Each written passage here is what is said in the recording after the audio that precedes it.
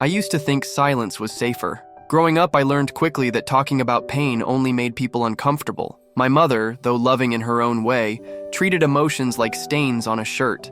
Something to be scrubbed out, not examined. "Be strong," she'd say, handing me a tissue when my eyes welled up. "Don't let anyone see you like that." So I didn't. Not when I failed my first college class. Not when my first real relationship crumbled.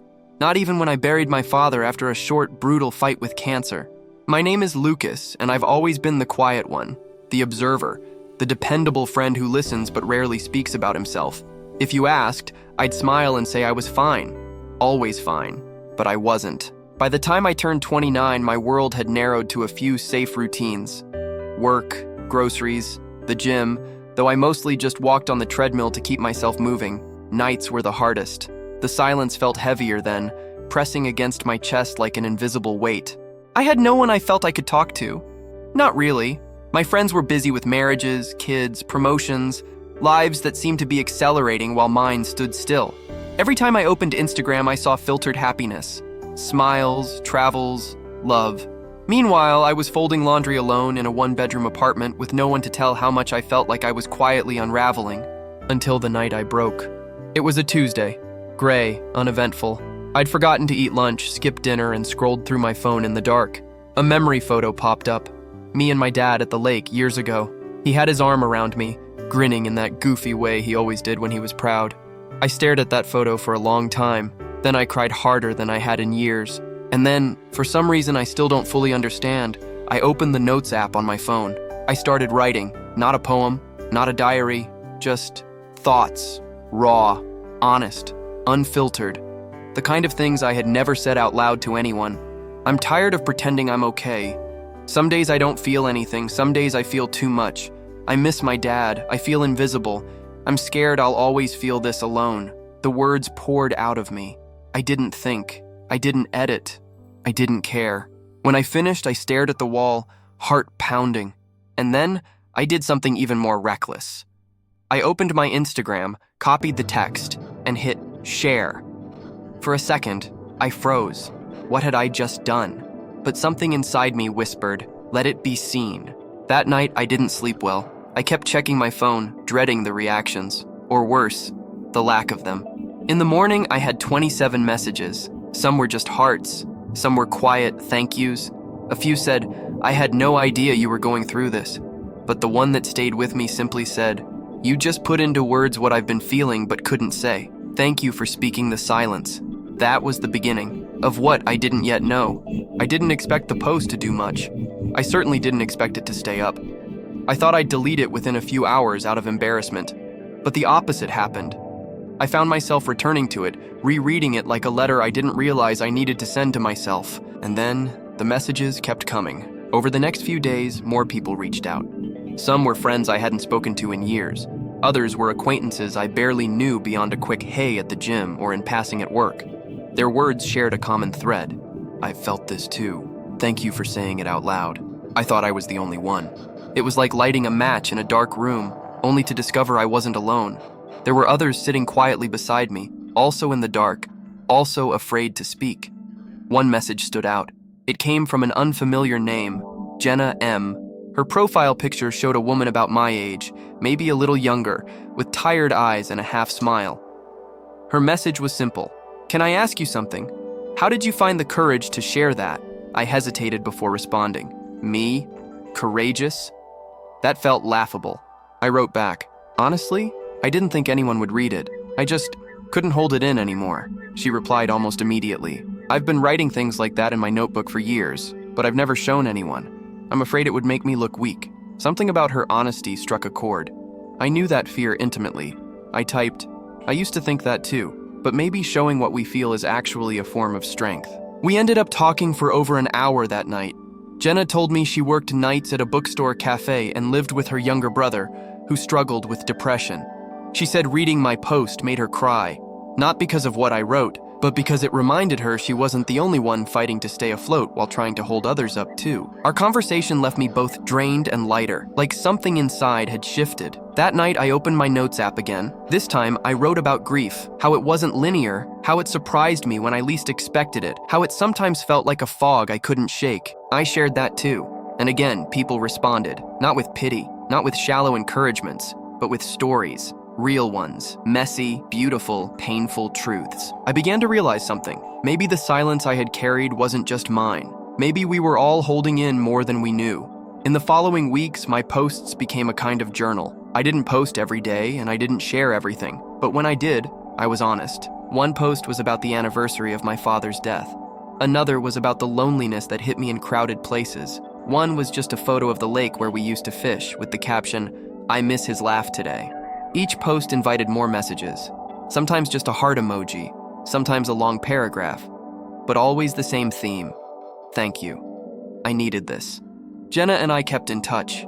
She started sending me poems she had written, raw and beautiful pieces about her brother, about her own battles with anxiety, about hope that flickered even when it didn't feel strong enough to stand. One night, she sent me a photo of a page from her notebook. It read, "Sometimes all we need is to know we're not invisible, that someone, somewhere, sees us." I stared at that line for a long time, because I had felt invisible for so long, and now somehow, strangers were making me feel seen. But something inside me still resisted. Because as much as I was sharing, I still hadn't told anyone just how dark things had gotten for me a few months earlier. How there had been a night when I stood on my balcony, wondering what it would feel like to let go. I hadn't said that part out loud. I wasn't sure I ever could. But the pull, to be honest, fully honest, was growing. And then came the message that changed everything. It was from an account with no profile picture, just a name I didn't recognize. The message read, "I was planning to end things next week. I had a whole plan, but I saw your post today, and for the first time in a long time, I felt like someone understood. I'm still here because of what you wrote. Thank you." I read it 3 times before it registered. I sat down, shaking. I didn't know who this person was. I didn't know where they lived or what they were going through. But somehow, my words, the same ones I almost didn't post, had reached them in their darkest moment. They were still alive because I had spoken mine. That realization cracked something open in me. Pain, when left unspoken, had nearly drowned me. But pain, when shared honestly, had given someone else a reason to hold on. Suddenly, I knew what I had to do next. Not just another post, not just another caption. This time, I would tell the full story, even the parts I was still afraid of, even the night on the balcony, because maybe someone else needed to hear it, and maybe, just maybe, it could save another life too. The next morning, I woke up with a strange sense of urgency. I opened my laptop, brewed coffee, and sat at my small kitchen table. My fingers hovered over the keyboard for a long time before I began to type. This time, I didn't start with grief or loneliness. I started with the night I almost didn't make it. The words came slowly at first. There's a night I haven't told anyone about, not even my closest friends. It happened 4 months ago. I wrote about the balcony, about standing there, the wind cold against my skin, the city lights below flickering like distant stars. I wrote about the heaviness in my chest, the feeling that I had nothing left to offer anyone, not even myself. I described the stillness of that night, the way the world kept turning, unaware that I was frozen in that terrifying moment. But then, I told the truth about what stopped me. It wasn't a person, or a phone call, or a sudden epiphany. It was a thought. Just one. What if tomorrow feels different? That single, fragile thought was enough to pull me back inside. I had cried myself to sleep on the couch, and the next morning I went to work like nothing happened. No one knew. No one asked. Until now. I hit post before I could change my mind. Then I walked away from my phone. I didn't check it for hours. When I finally did, there were hundreds of reactions, comments, messages, shares, but one stood out. Again, from Jenna. "You are so brave. I hope you know that. You made space for people like me to feel less ashamed of our dark nights. Thank you for letting us in." I don't think I cried from sadness that time. It was something else. Relief, maybe. Release. That night, I went live on Instagram for the first time. I didn't plan it. I just opened the camera and there I was. Awkward, unsure, real. People started joining. At first just a few, then dozens, then more. I introduced myself. I told them I wasn't a therapist or a motivational speaker or someone with answers. I was just a guy who got tired of pretending. I spoke for 20 minutes. About silence, about masks, about how hard it is to say, "I'm not okay." When I ended the live, I sat in silence, heart racing. But the kind of racing that follows a run you didn't think you could finish. Exhaustion, yes, but mixed with pride. Over the next few weeks, I kept posting, writing, going live. People started sharing their own stories in the comments, sometimes long, sometimes a single sentence, but always real. One day, a woman named Rosa messaged me. She was in her early 50s and had lost her son to suicide 3 years ago. She told me she followed my page because it helped her understand some of the things her son never had the words for. Your writing helps me talk to him even now, helps me forgive myself a little more every day. I didn't know what to say to that. I don't think I ever will. But I thanked her, sincerely. I also started getting messages from people asking if I'd considered doing more with my writing. Some suggested starting a blog. Others asked if I had ever thought about publishing a book. I hadn't. Honestly, it felt surreal that anyone would want to read more of what I had to say. But the idea stayed with me.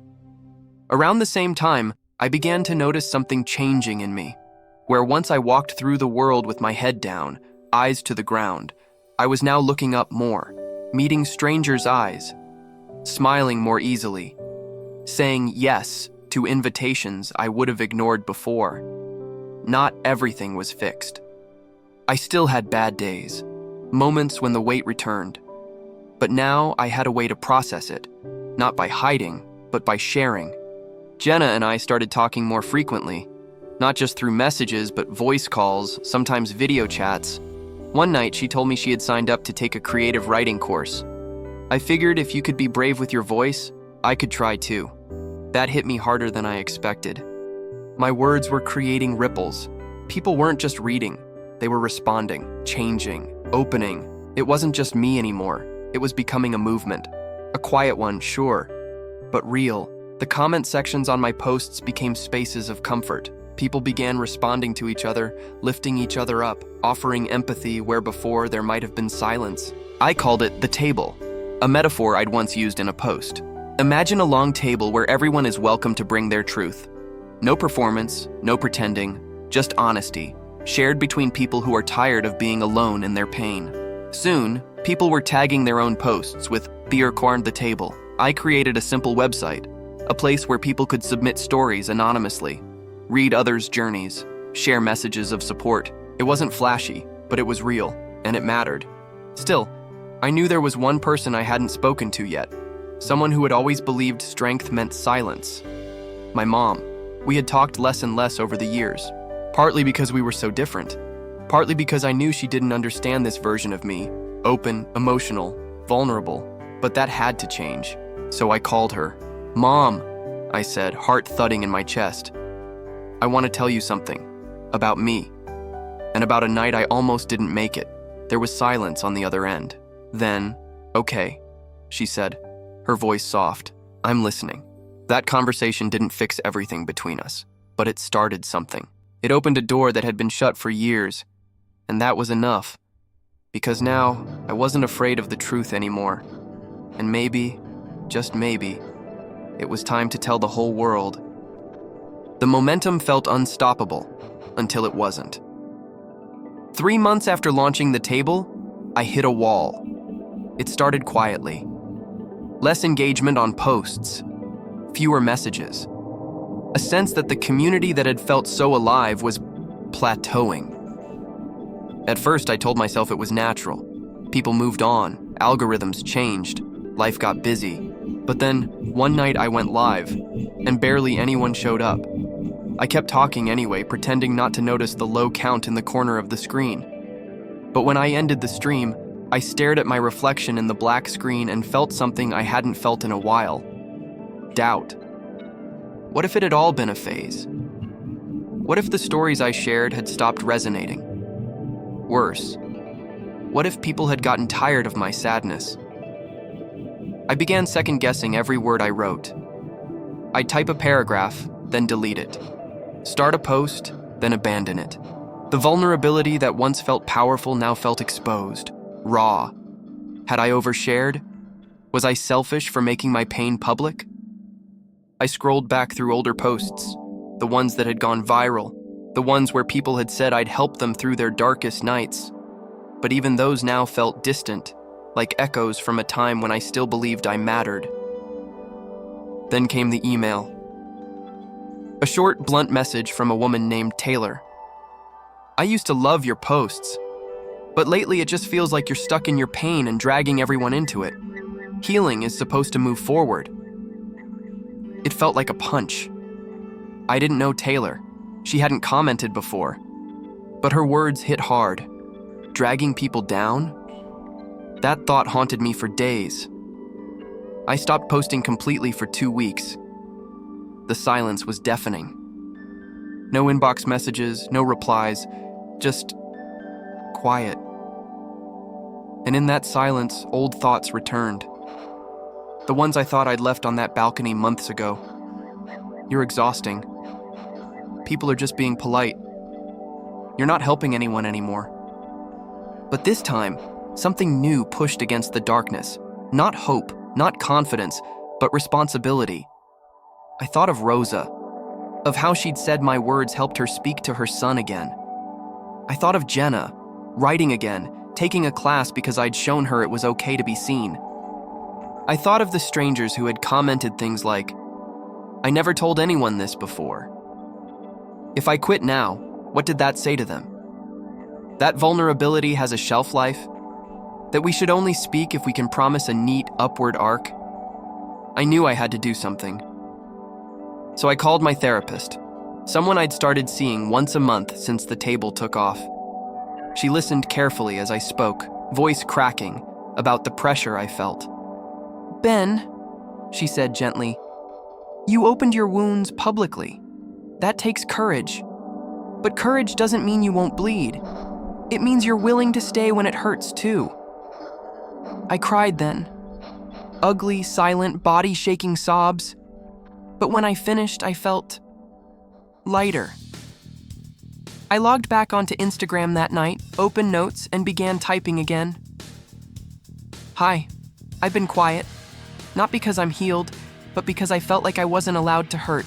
I wrote honestly, not with the polish of a motivational post, but like a confession. I admitted that I'd started to believe I was only valuable when I was helping, that maybe I'd forgotten my own humanity in trying to be strong for others. I ended the post with a reminder, for me, but also for anyone reading. We are not responsible for always being okay. We are responsible for being honest. That's enough. I hit post. This time, I didn't look at the reactions. I closed the app and went for a walk. Just me, the night air, and the steady sound of my own footsteps. When I got home, there were over 300 comments. Many of them said the same thing. Thank you for saying that. Jenna messaged me that night. I've been feeling the same. Like if I'm not inspiring, I'm invisible. Your post reminded me I'm allowed to be human. That message stayed with me because it echoed something I was just beginning to understand. The more visible I became, the harder it was to be authentic. The pressure to deliver hope, comfort, or insight could sometimes suffocate the very truth that had made this community grow in the first place. But pretending would only feed the very silence I set out to break. A few days later, I decided to host a live Q&A. Not about advice, not about healing strategies, just about being real. I titled it, What I'm Still Figuring Out. People showed up, hundreds of them. And for the first time, I didn't try to be wise or eloquent. I answered questions with phrases like, I don't know yet. That's something I'm working on too. Some days I feel lost, but I'm still here. And somehow that was enough. In fact, it was everything. That live became one of the most shared videos I'd ever posted. Not because it was polished, but because it was honest. I realized then that the dips, the doubts, the complications, weren't interruptions in my story. They were the story. They were proof that healing is not a destination. It's a rhythm, a dance between light and shadow. That week, I launched a new section on the table called The Middle, a space specifically for people who didn't have neat resolutions, who were still unsure, still aching, still healing. It filled faster than I expected. And reading those entries, full of confusion, hope, contradiction, reminded me that honesty wasn't about the final chapter. It was about turning the page anyway. Even if your hands were shaking. Even if you didn't know what came next. Even if you were still in the dark, whispering, "I'm still here." And sometimes that whisper was the loudest, bravest thing of all. It was a Tuesday afternoon when I received the message that would change everything. I was sitting at my desk, editing a submission for The Middle, when my phone buzzed. Another DM. I almost ignored it. There were dozens I still hadn't answered. But something about the preview caught my eye. "You don't know me, but your words saved my life." I clicked. The message came from someone named Caleb. No profile picture, only a single post. A quote from Viktor Frankl. "When we are no longer able to change a situation, we are challenged to change ourselves." The message was long. I read it once, then again, then a third time. It began like this. "Ben, I've started and deleted this message more times than I can count. I don't expect a reply. I just need you to know what you did." Caleb explained that for the past 2 years, he'd been in what he called a quiet war with himself. His mother had passed from cancer, and not long after he lost his job. The grief buried him slowly, not all at once, but in layers. Sleep gone, energy vanished, joy unreachable. He never told anyone, not really. He smiled at friends, lied to his brother, pretended in therapy. Then one night, deep into an insomnia spiral, he stumbled across one of my videos. "You were talking about sitting in the dark without trying to fix it. Just being there. Like that was enough. I'd never heard that before. That not trying could be holy too." He kept watching. Quietly. Anonymously. For months. "You gave my silence a voice. You helped me name something I didn't even know I was carrying." Then came the part that stopped my breath. 3 weeks ago, I wrote a note. It was my way of saying goodbye. I didn't see a way forward. That night, I opened your page one last time. You just posted that video about how, even when we can't feel it, our presence ripples. That word, ripple, stuck with me. He deleted the note. He got help. "I'm not out of the woods," he wrote, "but I'm walking. And I wouldn't be if you hadn't spoken." I sat frozen, the phone resting on my chest. Tears filled my eyes, not from pride, but from awe. A stranger. Alive. Because I told the truth. Because I didn't give up. Because somewhere, in my most vulnerable moment, I chose to speak. And that speech, that naked, uncertain, trembling voice, had reached across time and space and pulled someone back from the edge. I replied. Of course I did. Not with advice, not with inspiration. Just this. I'm here. And now I know you are too. Thank you for telling me. You've changed me more than you'll ever know. After that, something in me shifted. I had always hoped my words mattered. Now I knew. And that changed how I showed up. I no longer posted to prove anything. Not my strength, not my healing, not even my progress. I posted because someone, somewhere, needed to hear. You are not alone. The ripple was real, not metaphor, not poetry. Real. And it wasn't just Caleb. Over the following weeks, I received more messages. A woman named Priya wrote about surviving postpartum depression after connecting with stories in The Middle. A teenager named Luis shared how he started therapy after reading one of my older posts about fear. A retired teacher named Eleanor wrote a poem that ended with the line, "He wept on screen so I could weep at home and finally breathe again." These weren't just readers, they were lives. And each one was a thread in a tapestry I didn't even know I'd been weaving. For the first time in years, I no longer felt like a man trying to patch his pain. I felt like a messenger. Not of answers, but of reminders. That darkness doesn't disqualify you. That survival is a kind of art. That showing up messy is still showing up. That night, I stood on my balcony, the same one where it had all nearly ended, and whispered a thank you into the wind. To Caleb, to my mother, to every stranger who had written, read, cried, and shared. And then I whispered something else, something that surprised even me. I'm proud of you, Ben. It felt strange, but right. Not because I had it all together, but because I stayed. Because I kept turning the page, even when I didn't know the ending. I turned back to my laptop and opened a blank document. The title came instantly. How a Stranger's Pain Became My Lifeline, and then I became theirs. It would be my first long-form essay, a full account of my journey from the darkest night to that message from Caleb. I didn't write it for likes. I didn't write it for shares. I wrote it so that one day, someone on the edge of silence might find it and feel seen. The night I published my essay, I felt a surge of both fear and hope. What if no one read it? What if I was wrong? If sharing my pain didn't actually save anyone, but only exposed me to judgment? But the words had to be out there. They were a lifeline, for me and for anyone who needed to hear the truth.